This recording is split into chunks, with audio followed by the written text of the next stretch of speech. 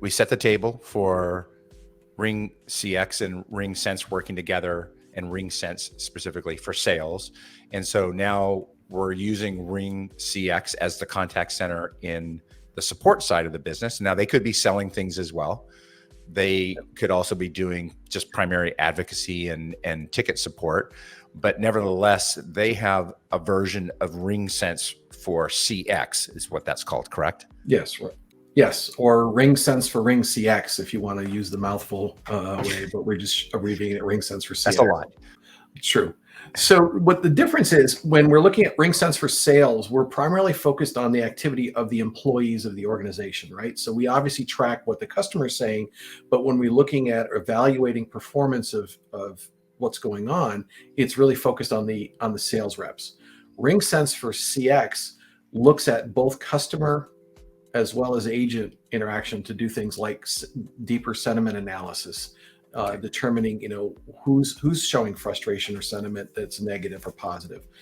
Because obviously the agent could be 100% positive, but the customer is really frustrated and taking it out on the agent. And so, do you want to understand which agents are handling those frustrated customers very well, or which agents are basically reacting and mirroring some of the frustration and potential anger? Again, when an agent starts to mirror that frustration coming at them from a customer, no matter what you do, the customer is not going to be happy at the end of that interaction. And then eventually agents, when they start expressing frustration in their day-to-day jobs, they're gonna get frustrated and leave the company and organization. Again, that's an expensive thing to deal with. Very much.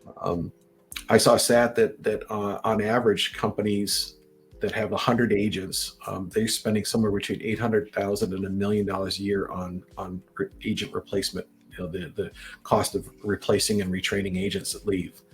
When you're looking at very high attrition rates these days, it's a very high dollar spend on the organization. So anything you can do to reduce that, it's direct improvement in the bottom line.